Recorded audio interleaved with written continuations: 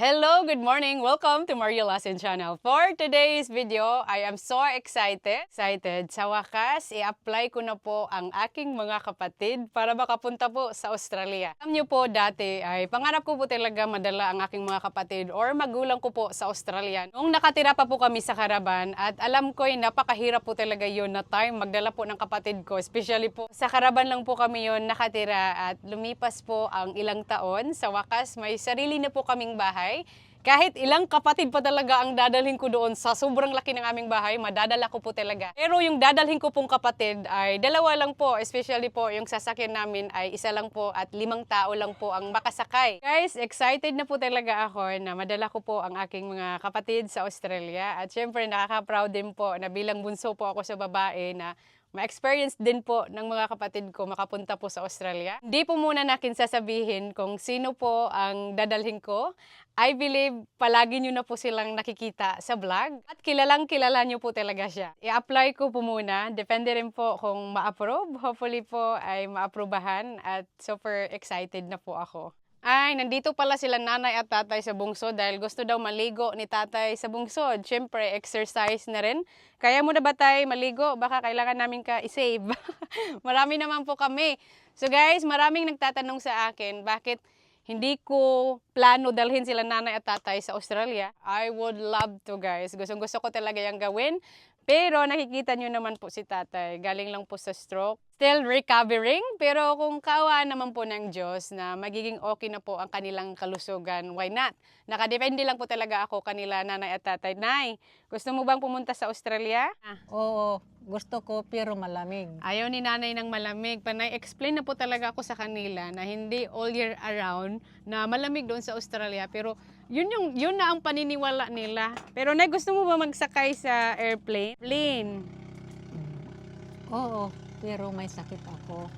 Masakit talaga si nanay. May nararamdaman po si nanay. Yung tiyan ni nanay, kung napapansin niyo po, lumulobo. Dahil meron po si nanay sakit na polycystic kidney disease.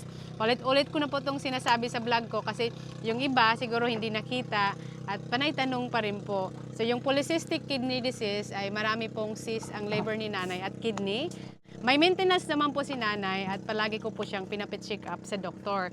So si tatay naman ang tatanungin po natin dahil magkapareho lang to ng mga sagot sila nanay at tatay. Takot makapunta sa Australia pero to be honest, for my mom and dad safety na din po kasi may mga sakit po sila, mahirap po doon magkasakit, lalong-lalo na po gustong-gusto ni tatay dito lang sa Buhay Isla sa Siargao. Tatay naman, tatanungin natin si tatay. Tay, gusto mo bang pumunta sa Australia? Dadalhin kita para makakita ka doon ng mga manok namin, tanim at si Sylvester. Kung kaya na tuhod ko, di, sasakay ako sa plane. Masakit kasi yung tuhod ni tatay, minsan hindi siya agad nakakatayo agad. Kaya nga panay ano ko sa kanya, mag-exercise tayong tuwing umaga. So guys, yan na po, narinig nyo na po ang sagot kanila nanay at tatay. Siguro kung hindi na-stroke si tatay at si nanay, hindi kasi sila pwede magkalayo. Kung gustuhin ko mandalhin si nanay kasi mas masigla si nanay kaysa kay tatay kasi nga na-stroke si tatay.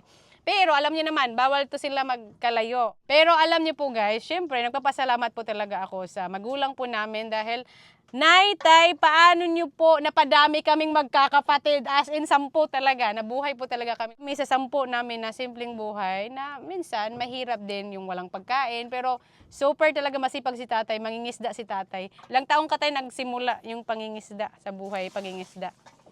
Hugay na. Matagal na. Tagal na panahon. Patagal na panahon. Expert na expert po talaga si tatay. Pero alam niyo po guys, ang maganda po talaga na may proud ko po sa magulang ko. Palaki po talaga kami ng maayos na hindi magkaaway, as in nagkakaintindihan sa hirap at ginhawa. Hanggang ngayon po talaga may mga pamilya na po mga ate at kuya ko.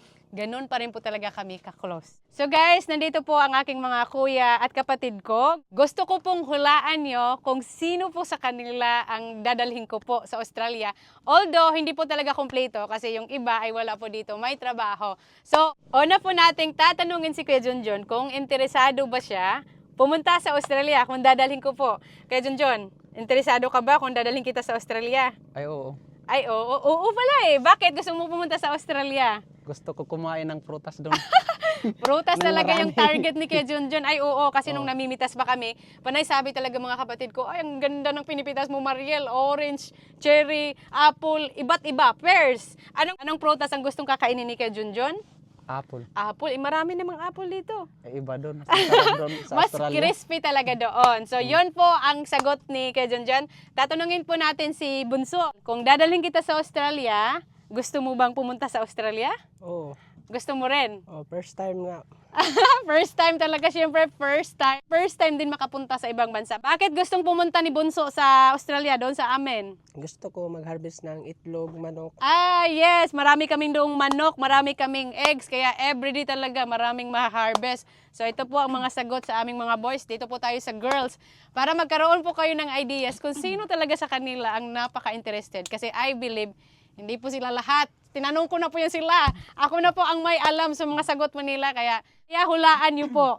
Tatanungin po natin si Ate Mayet Chang. Gusto mo bang pumunta sa Australia? Oo, gusto ko. Kasi, Para pag magpunta ko doon, mag-alaga ng mga pananim mo. ala, ang daming pananim. Sobra, as in Chang, maano ka talaga. Nakakapagod pala magdilig. Sa sobrang laki ng namin doon, taniman. Anong gusto mong gulay na kainin doon sa mga tanim ko? Yung mga lettuce, Lettuce. broccoli. Yes! Tapos corn. Tatanungin po natin si Ate Ter. So, si Ate Ters, tatanungin din po natin. Ate Ters, gusto mo bang pumunta sa Australia kung dadalhin kita? Siyempre gustong-gusto ko pumunta ng Australia. Bakit? Kasi gusto ko makakita doon ng maraming prutas, iba-ibang prutas at saka Prutas din talaga. gusto ko rin makapunta sa bahay mo. Yes, Makita ito tour natin talaga. Kung Yun gaano po. kalaki. Yes, gusto kong pumunta talaga doon.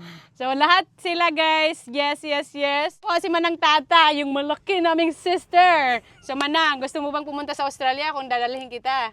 Siyempre, gustong-gusto. Gustong gusto. Bakit? Gusto ko makakain ng maraming prutas na face. Prutas talaga yung mga nila guys, target. Tsaka ano pa? At saka gusto ko makita yung house mo. Na sobrang laki. Yes, ipa-house tour talaga. Magiging special guest talaga kayong lahat. How I wish na madala ko na lang kayong lahat. Kung marunong lang talaga ako mag-drive, tag-iisang sakyan. Tag-iisa po kaming sasakyan ni Deb. So guys, nasagot na po lahat ng mga ate at kuya ko po. Kayo na po ang bahala. Mag-comment down below. Kung sa tingin nyo po, sino po sa kanila ang madadala. This morning, ang pinagkabisihan po namin ngayon ay ibabalik na po ang bungsod para soon ay makapag-harvest na po kami. Unang-una po sa lahat ay kahoy po muna ang ilalagay. So, kailangan po yan ilagay balik dyan po sa may bungsod kasi yung iba ay nasisira na po. Sama po tayo para makita nyo po. Wala pa po yung net, yung bungsod, wala pa po. Kasi yun po ang last na gagawin po namin. So, mga boys po talaga ang trabaho nito, mga brother-in-laws ko po. Chine-check po bawat kahoy kung meron na pong nalalata. Kasi pag nalalata na po, hindi na po matibay pag ilagay na po yung bungsod, yung net. Si tatay, sumama talaga ngayon kasi gusto niyang makita kung paano inaayos yung bungsod. Kasi dati tumutulong yan nung hindi pa po siya na stroke. Sumasabay yan. Simulan na po ang mga boys magtanggal ng mga kahoy. Itutusok lang po kasi yan Tusok-tusok lang po. Langoy na si Kuya Junjun.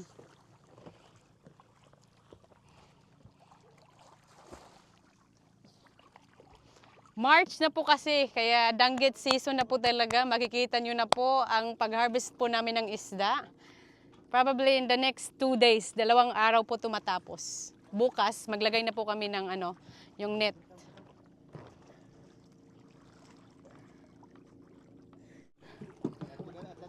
Hanggang tingin na lang tayo dito, pakita na lang. Ito, malalaking kahoy po. Oops! Kailangan po nilang itutusok.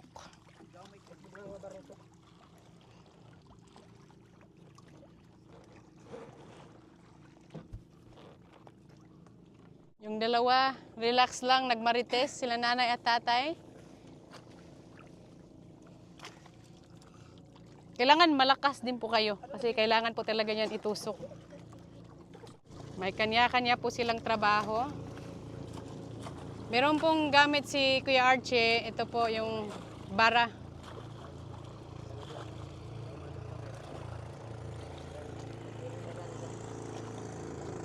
Si tatay. Tingin-tingin lang siya.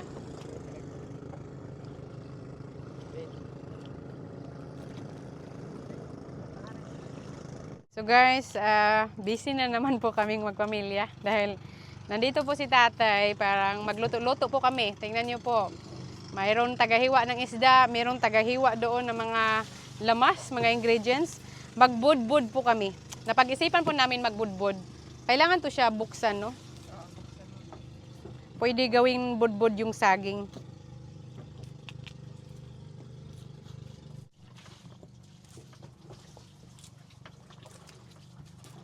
Ganito po sa amin magpamilya.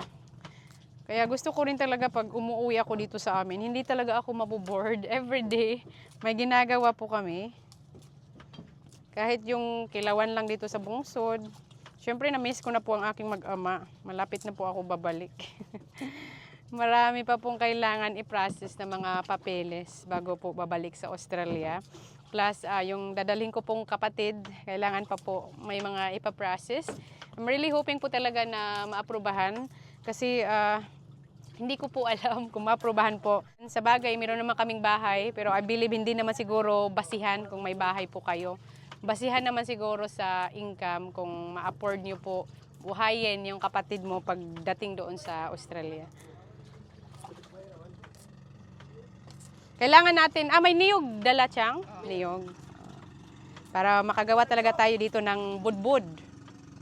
Dami natin itong bubuksan na saging. Ito lahat? Sobrang lang siguro. Huwag na lang masyadong marami kasi may kamuti pa, di ba? Sige, ito na lang. Ikaw na lang tagahiwa, ako na lang tagabukas. Sobrang dami.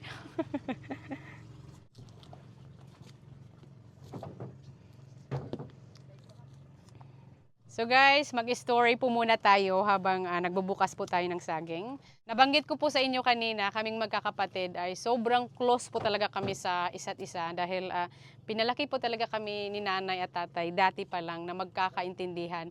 Yung dati naming pamumuhay, grabe, sobrang hirap. Kailangan talaga pantay-pantay yung pagkain. Ganun po kami kahirap. May mga time din po na hindi kami nakakakain. Pero yung supporting po talaga naming magkakapatid, ramdam mo talaga, kailangan yung ate ay magpapaka-ate po talaga. Yun talaga yung mga memories ko. And then, dati pa lang, pag nangunguha po kami ng isda, mga sipod, lahat ng mga kapatid ay kasama po talaga. Minsan, hindi na po kami nakakapasok sa eskwela dahil the more marami po kami is the more po na marami po yung kuha po namin. Sa 10 po naming magkakapatid ay wala po talagang nakatapos po sa amin na college. Ako po ay hindi ko po talaga ikakahiya na sabihin ko po sa inyo na hindi po ako nakapagtapos ng high school. Hanggang second year high school lang po ako. Hirap po kasi ng buhay namin dati. Hindi po kami sinabihan ng tatay at nanay na maghinto kayo sa pag-eskwela. Pero nakita rin po namin yung situation po namin na kahit yung pang-project yun, hindi po talaga sila makapagbigay ang magulang po namin. Sa 10 po naming magkakapatid, ako po ang nakapunta sa Australia at yung kapatid ko po na si Pinay Girl in America. To, masarap din mag-banana Q. Ganda kung nakadala tayo ng margarine. Mag-barbecue tayo dyan. Yung ginanggang ba yung tawag? Oo. Hindi tayo nakadala ng Pag nandito talaga kami sa sa bungsod, yung iniisip lang talaga kain, luto-luto. Pero alam niyo po, gusto ko po talaga magpataba. How I wish na tataba ako. Hindi po ako nag-gain weight. Siguro dahil dati stress po ako nung trabaho, tapos yung buhay namin sa Caravan. 2 beses po ako nagka-miscarriage. And I believe pag nagka-miscarriage ka, sobrang hirap po pabalikin ang katawan mo. Kasi dati hindi naman ako masyado talagang payat. Pero nung nagka-miscarriage ako, ang hirap ma-recover ulit yung katawan mo na ibalik sa dati. Simulan na po namin magbudbod. Tayo ng lubi, coconut. Si Ate Ters ay nagsimula na po pag-good-good.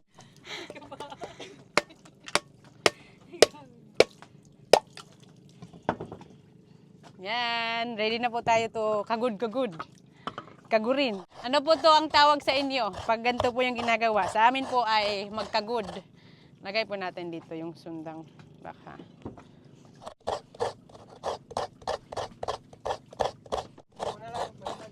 Yes! Gusto ni Michael magkagod. Oops! Baka mas mabilis si Bunso magkagod kaysa sa akin. Tulungan na lang natin si Ate Ters din. Para madali yung trabaho, kailangan iba-iba yung trabaho. May taga-kagod, may taga-banggod, tsaka yung kamote.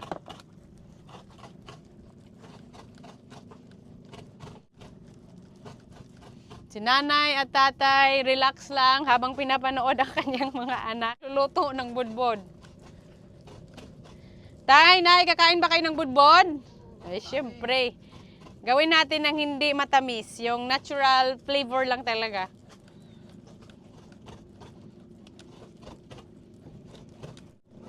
Oops.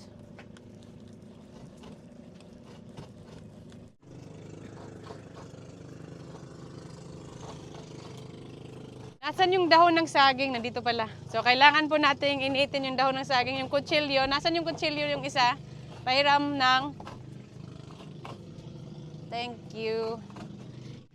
Ito yung dahon ng saging. Gamitin po natin para magbudbod.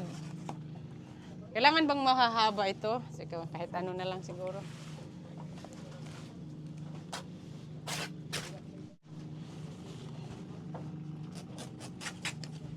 Kailangan po nating initin. Makikita nyo, magbabago yung kulay. Tama ba, Chang? Ito ang ginagawa ko. Tama yan. Para hindi mabutas. Yung kulay, nag-iiba talaga siya pag nainit. Basta lang mainit, no? Akin na to siya. Kaunti, malakas yung apoy para madali. Dagdagan natin.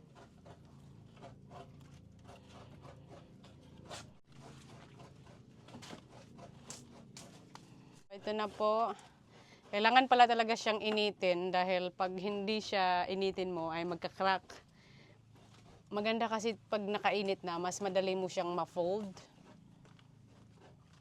Mabilis siya pag maraming apoy.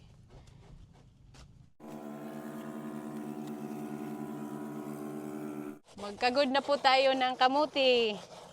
Mix na po namin yung kamuti at saka saging. Yung saging pala na hinog ay mahirap siyang kagurin kaya i-mix na lang po namin together. Experiment kung ano po yung lasa. I-mix yung hinog na saging gawing budbud at saka yung kamote. Lagyan lang po ito ng coconut. Oops. Naku, masakit to pag mabanggod yung kamay mo. Ikaw nang nabanggod na ba yung kamay mo? Nabanggod na. Ngayon, dumudugo talaga pag mabanggod yung kamay. Madulas kasi yung kamay ko, may saging.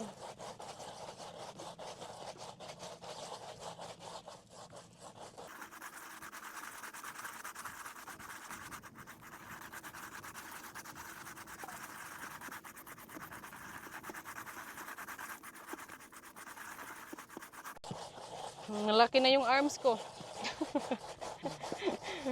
Ang sakit naman pala to sa muscle. Everyday kung ganito yung exercise mo, lalaki yung muscle natin.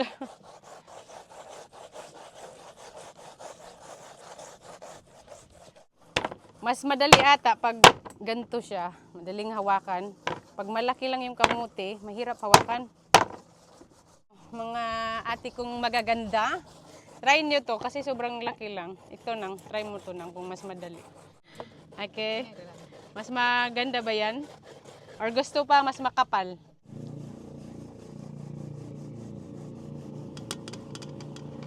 Ito ang ating coconut. Ana.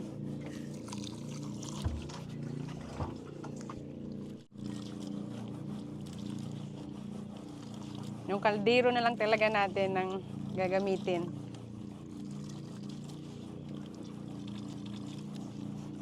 So, lulutuin na lang po namin yung saging po na binuksan po namin kasi hindi po namin inubos po talaga pagkagod. Yung mga boys na lang po nag-continue dahil sumakit na ang mga braso ng mga sisi ko since tulungan naman po kami dito.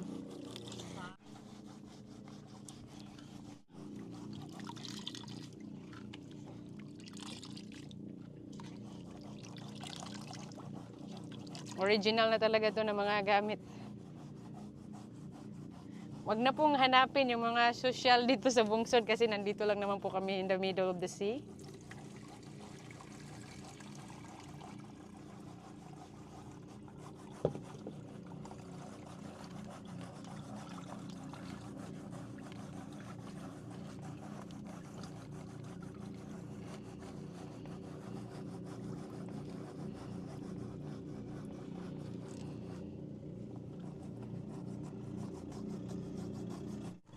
Ganyan natin yung saging. Ito po yung tawag sa amin maglatik.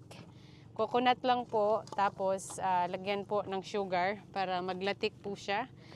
Ito po yung, lagay po natin yung coconut. Actually, dinalawang basis na lang po yung coconut. Ito po yung pangalawang basis. Yung pure po coconut, pangalawa na po yung ilalagay. Pag mag-start na po boiling, din mag-add po ng sugar. Luto na po tayo. Antay lang po natin to kumulo. Antayin lang po natin kumulo, then mag-add po tayo ng yung pure coconut then sugar. At ngayon, lulutuin na po natin kasunod ang budbod. So, simulan na po namin pag-roll ng budbod. Pagandahan tayo ha! Competition to na. Siyempre si nanay yung mas maganda talaga dito dahil mas may experience talaga. Pwede po ba rectangle? Pagandahan po kami ng ano ba to?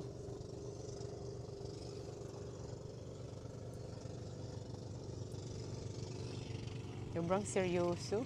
Wala, ang galing mo, Chang. Napaka-cute. Wala, hindi to pwede sa akin kasi, Wala, ang galing ni Ate Ters, guys. Tingnan nyo, hindi ko yan kaya. Napaka-expert. Si nanay talaga, oh. Tingnan nyo naman si mother. Siyempre, marunong talaga si nanay.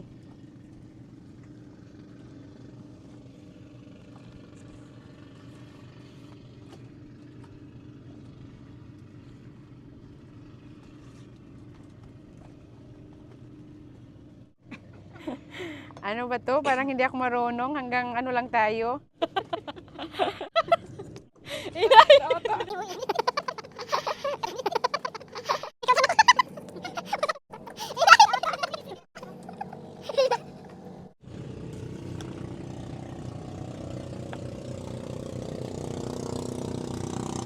Daming bangka.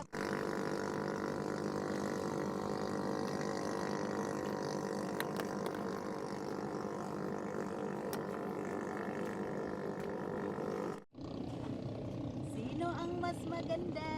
I think mas maganda yung kang nanay. Ito. Ang galing ni nanay, oh. Ang cute ng mga ribbon. At saka yung kang Chang, maganda po. Bakit? Yung sa akin, tingnan niyo po.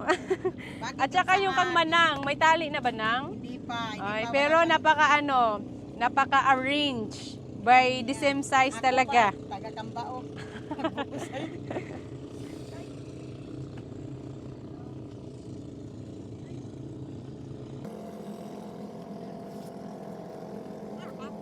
Ay, ganun pala yan. Yeah! Nakadalawa na po ako.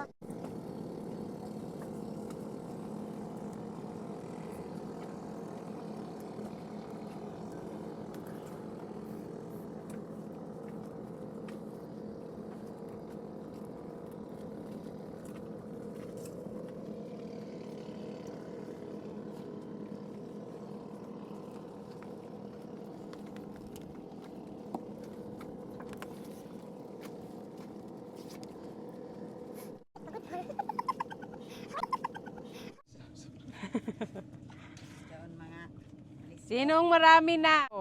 Ikaw, Chang. Pariho tayo. Tatlo. Apat na. Si nanay, hello? Panglima na si nanay. Ang bilis. Grabe si mother. Ang bilis. Panglima na siya. Habang ako, pang-apat pa lang.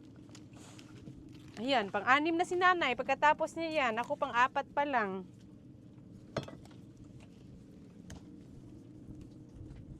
Paramihan ito, ha? Paramihan pala. Hindi Oo. pa isa. Bawat isa, 100.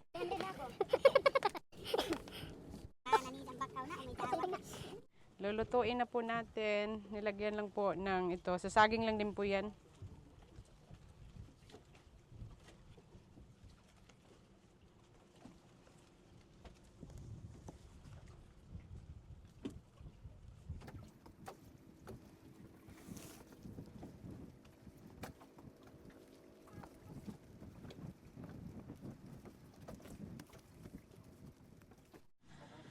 Ito po.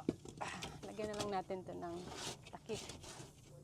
Luto na po. Tikman na po natin ang atin nilatikan na saging. Kuha na tayo guys, everybody. Tikman na yung niluto nating saging na nilatikan at budbod. Kuha na kayo.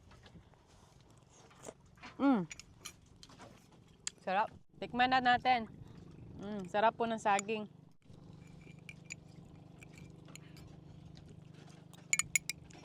Kumusta yung budbod? Sarap. Budbod? Wow!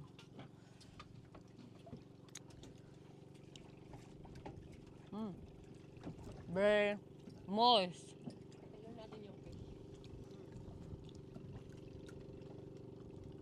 Sarap.